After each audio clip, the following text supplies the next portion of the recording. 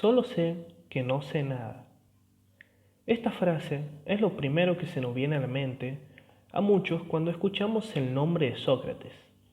Y como si fuera una coincidencia, su frase más reconocida nos resume de alguna forma lo que era su filosofía. Sócrates no escribió nada textual. Caminaba por los mercados de Atenas conversando con la gente, utilizando su famoso método socrático. Él decía que de esta forma, él ayudaba a la gente a estar más cerca de la sabiduría. Uno de los principales temas en los que se centraba Sócrates era el propósito de la vida y la existencia del mal. Su respuesta la encontró en cierto modo en la sabiduría. Él creía que el propósito último del ser humano es alcanzar la sabiduría. Según Sócrates, la verdadera sabiduría ya está dentro de nosotros, pero necesitamos hacerla salir. ¿Cómo la hacemos salir? La única forma es haciendo una búsqueda de ella en nuestro interior. Debemos buscar nuestras propias respuestas, realizándonos preguntas a nosotros mismos. Según Sócrates, los humanos tenemos una esencia. Esa esencia que nos distingue de animales y plantas es el alma. Estas almas son nuestra razón y capacidad de pensar, lo que hoy llamaríamos mente. Para Sócrates, el cuerpo no formaba parte de nuestra esencia, sino que era un simple instrumento de nuestra alma para poder experimentar la vida. Como ya lo dije anteriormente, Sócrates se centraba mucho en la existencia del mal. ¿Por qué existe el mal? Sócrates decía que alguien, quien puede diferenciar lo bueno de lo malo, no podía realizar actos malvados de forma intencional. Para Sócrates, el sabio no podía realizar actos malvados. El que comete actos malvados no es una persona malvada, es una persona ignorante. Sócrates nos mostró que el hombre más sabio no es el que cree saber más sobre las cosas, sino el que es consciente de lo que no sabe. Cuando alguien cree saberlo todo, esa persona ya no aprenderá nada. Esa persona estará intelectualmente muerta. Sócrates fue acusado de herejía y de corromper a los jóvenes atenienses, pues el uso del método socrático le hizo ganar varios enemigos. Así es, como sentenciado a beber veneno, uno de los más importantes filósofos de la historia muere. Sócrates no escribió ningún tipo de texto. Lo que sabemos de él lo sabemos gracias a otras personas, como su discípulo Platón o Aristóteles, discípulo de Platón. Platón escribió varios de los textos que hoy nos dan la poca información que tenemos de Sócrates. Uno de estos es la obra El banquete. Platón tenía la costumbre de escribir sus obras en forma de diálogo. El banquete no era la excepción. El banquete se centra en Sócrates y algunos amigos que asisten a un banquete en la casa de Agatón, uno de los amigos de Sócrates. Aquí, uno de los presentes da la idea de hablar del amor, ya que cree que nadie le da la importancia que se merece a este Dios. De esta conversación salieron discursos y teorías muy interesantes, como la teoría de Pausinas, la historia de Aristófanes y la historia de Sócrates. Pausinas dice que hay dos tipos de amor. El primero es un amor que solo se deja llevar por los sentidos. Es un amor pasional y ligero. Este no es un verdadero amor, y él dice que hay que huir de este amor. El segundo amor se rige a la inteligencia. Dice que este amor no lo podemos negar a alguien que nos lo está pidiendo o que alguien más nos lo quiere dar, porque es un amor puro. Aristófanes cuenta una historia que dice que antes éramos una especie de humanos andróginos, con 4 piernas y 4 brazos. Nosotros intentamos llegar al cielo y por esto los dioses nos castigaron, partiéndonos por la mitad y convirtiéndonos en seres de 2 brazos y 2 piernas. La idea de esta historia es que pasamos toda nuestra vida intentando encontrar nuestra otra mitad. Sócrates citó una historia que le contó una vez una mujer llamada Diotima. La historia dice que el amor es hijo de Penia, que representaba la pobreza, y hijo de Poros, el dios de la abundancia. El amor tiene la herencia de sus padres.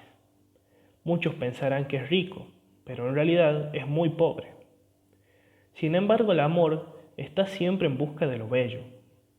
Sócrates dice que por ello el amor siempre da más de lo que puede dar. Aunque sea pobre, siempre va en busca de la belleza y el saber. Además de dejarnos muchos textos sobre Sócrates, Platón también tenía sus propias ideas. Por ejemplo, tenía su propia teoría del conocimiento, llamada idealismo. El idealismo plantaba que existen 2 mundos, el mundo sensible y el mundo inteligible, o mundo de las ideas. En el mundo sensible están los objetos físicos y todo lo que podemos percibir con nuestros sentidos. En el mundo inteligible, al contrario, están las ideas y todo lo que no podemos percibir con los sentidos. Él dice que las cosas del mundo sensible son una copia de las ideas del mundo inteligible. Por ejemplo, un árbol de los que podemos ver y tocar es una copia imperfecta de la idea de árbol del mundo inteligible de Platón. Platón dice que solo podemos acceder al mundo inteligible a través del pensamiento. Platón decía que nuestras almas pertenecen al mundo de las ideas y que esta vida pasajera solo nos sirve para intentar ser cada vez más perfectos y poder volver al mundo del que venimos. También Platón es el creador del mito de la caverna. Este dice que en una caverna había unos prisioneros encerrados de nacimiento. Estos solo podían mirar un muro frente a ellos, y detrás de ellos había una hoguera.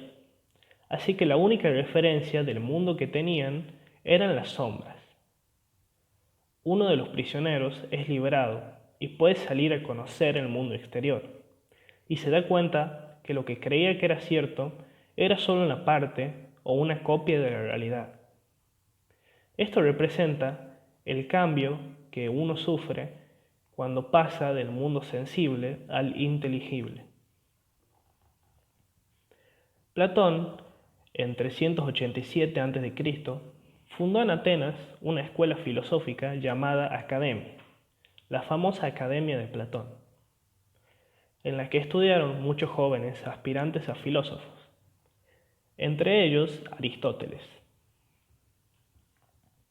Aristóteles, a diferencia de Platón, que tenía una filosofía idealista, él tenía una filosofía realista. Aristóteles era un científico y no le gustaba nada la idea de mundos imaginarios donde todo es perfecto. Platón despreciaba este mundo, diciendo que era una copia imperfecta, pero su alumno tenía una mirada diferente del mundo físico. Aristóteles decía que el mundo físico sirve para ser estudiado y así formar los conocimientos sin necesidad de pensar en ese mundo mágico de Platón. Aristóteles era realista también con la vida en sí. Él nos decía que tenemos una sola vida en este mundo, que no habrá otra vida en el mundo perfecto, ni que podemos llegar al supuesto mundo de las ideas. Él decía que el propósito del ser humano es alcanzar la felicidad en esta vida, ya que cuando mueramos no habrá nada más. Ahora la pregunta es, ¿cómo alcanzo la felicidad? Aristóteles tenía una lista de requisitos para la felicidad: salud, dinero, no ser feo y amigos. Y por muy crudo que suene, él hablaba del mundo que él observaba y no del mundo que le gustaría tener.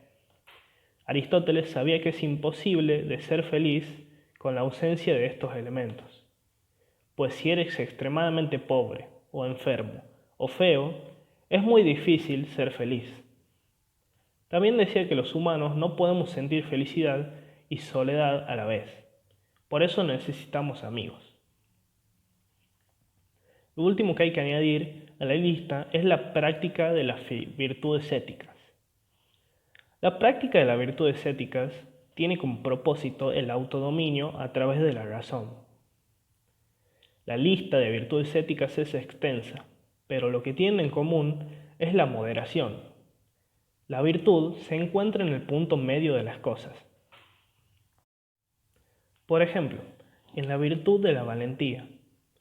Malo es el cobarde que huye de cualquier peligro, como también es malo aquel que sin medir las consecuencias pone en peligro su vida y la de los demás.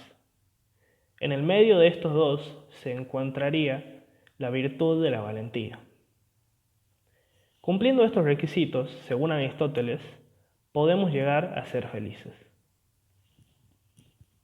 Bueno, profe, esta parte es el final, donde doy mi conclusión.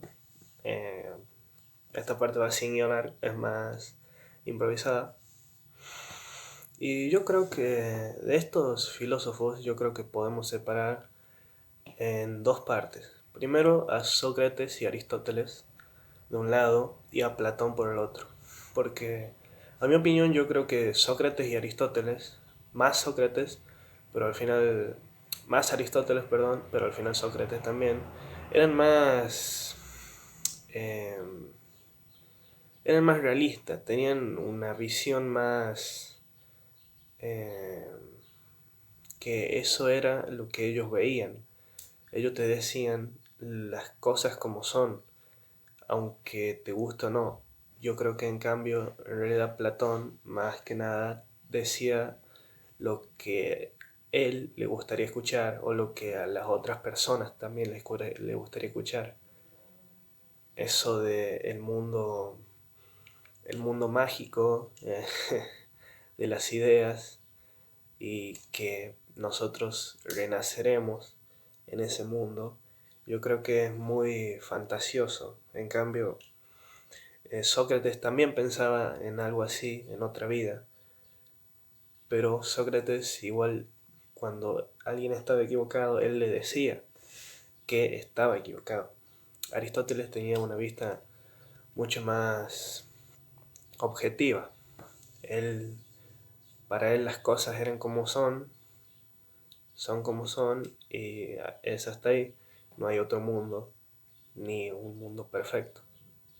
Él se centra en este mundo y es mucho más realista. Por muy cruel que parezca, yo creo que Aristóteles era el balde de agua fría que se necesitaba después de todo lo que no había dado Platón, que era un poco muy fantasioso para mí. Bueno, con esto termino. Que tenga un buen día.